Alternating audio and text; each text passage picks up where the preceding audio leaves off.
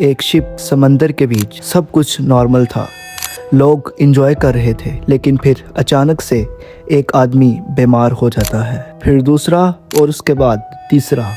Sympathies अजीब थे, fever, सांस लेने में मुश्किल, और कुछ ही दिनों में पैनिक फैल गया। लोग कहने लगे क्या ये नेक्स्ट पैनाडेमिक है। कोविड के बाद दुनिया अभी संभली भी नहीं थी कि एक और नाम सामने आ रहा है, हेंटा वायरस।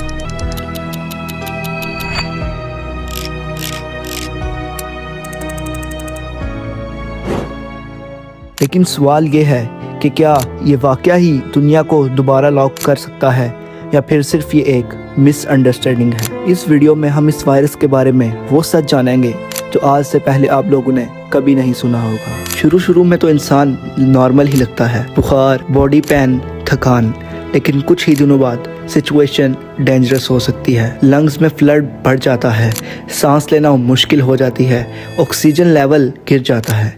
इस कंडीशन को कहते हैं हेंटा वायरस। और अगर टाइम पे ट्रीटमेंट ना मिले तो ये जानलेवा भी हो सकता है। अब बात करते हैं उस इंसिडेंट की जो वायरल हुआ।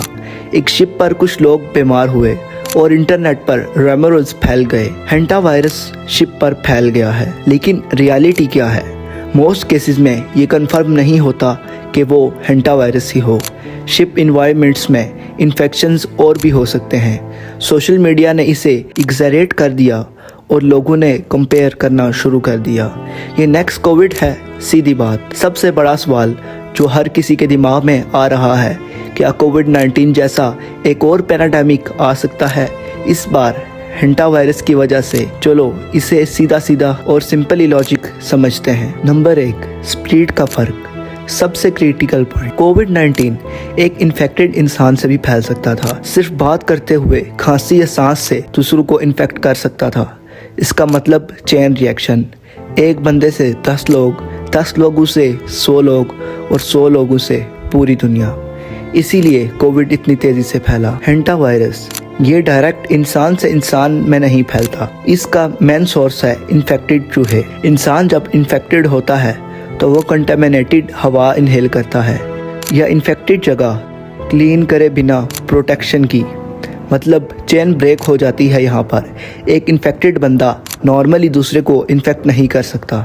Number 2, pandemic potential.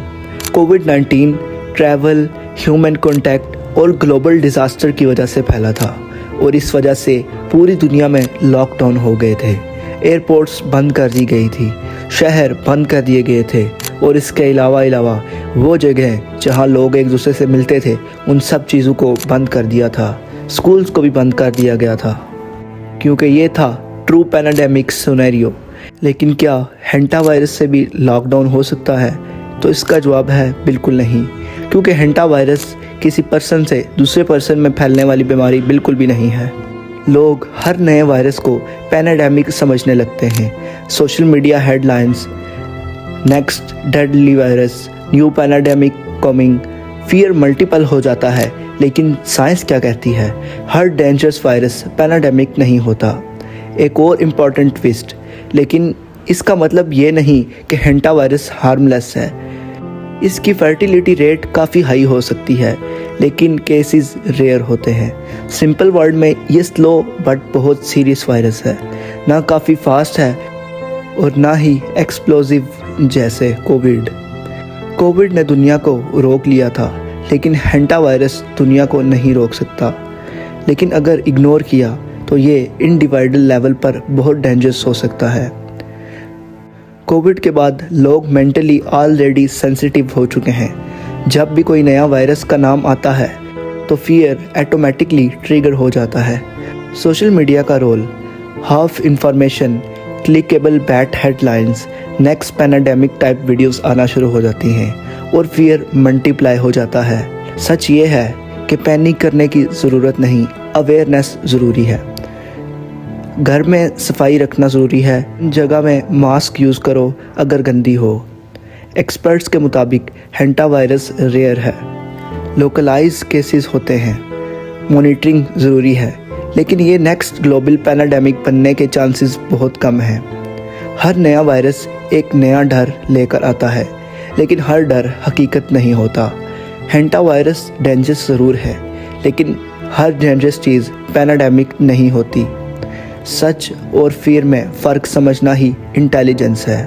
और अगर तुम्हें ऐसी और रियल और फैक्ट बेस्ड वीडियोस चाहिए तो चैनल को सब्सक्राइब करो और अपने आप को इस वायरस से बचा कर रखो। और हेंटा वायरस जैसा कि सुनने में हमें बहुत ही ख़तरनाक लगता है, ये ऐसा रियलिटी में बिल्कुल भी नहीं है, क्योंकि ये एक ऐसा वायरस है जो एक इंसान से दूसरे इंसान तक नहीं फैलता, जिसकी वजह से इसके ज़्यादा डेंजरस होने के इम्कान कम हो जाते हैं। जैसा कि कोविड एक पैनाडेमिक वायरस था। पैनाडेमिक का मीनिंग होता है कि वो वायरस जो एक इंसान से दूसरे इंसान तक फैलता है। इस वजह से कोविड एक इंसान से दूसरे से 10 से 100 से 1000 और इस तरह करते करते कोविड पूरी दुनिया में फैल गया। लेकिन हेंटा वायरस पैनाडेमिक वायरस नहीं है, जिसकी वजह से ये पूरी दुनिया में नहीं फैल सकता और मुमकिन है कि लॉकडाउन भी नहीं होगा। और सोशल मीडिया में बहुत सी फेक न्यूज़ फैली होती हैं व्यूज़ के लिए, और वहाँ पर ये हेडलाइंस होती हैं कि क्या ये पैनाडेमिक वायरस है, क्या दोबारा लॉकडाउन हो जाएगा। ये सब व्यूज़ के लिए होता है। लिहाजा इन सब खबरों को सुने बगैर हमें अपने आप की सेफ्टी रखनी होगी। मास्क का यूज़ करना होगा, घरों में सुराहों को बंद करना होगा ताकि चूहे ना आ सकें। और अगर किसी जहरीले चूहे ने काट दिया तो ये वायरस आपको भी हो सकता है। और इस वायरस का मेन रीज़न भी चूहे ही हैं। और अगर इंसान को इंसान से ये वायरस होता हो तो ये पैनाडेमिक होगा, लेकिन ये कि भी किसी इंसान को इंसान से नहीं हो रहा, इसीलिए ये वायरस पैनाडेमिक नहीं है। इस वायरस के बारे में सुना जाए तो ये वायरस बिल्कुल भी नया नहीं है। ये वायरस हज़ारों साल पुराना है और तारीख़ में इसके बारे में बहुत जिक्र किया गया है और इससे पहले बहुत से लोग मर चुके हैं। और अगर ये वायरस इतना ही ख़तरनाक होता तो आज तक ये कई लोगों में फैल चुका होता, और बहुत से सालों और बहुत सी सदियां गुजरने के बाद आज ये दोबारा ना आता।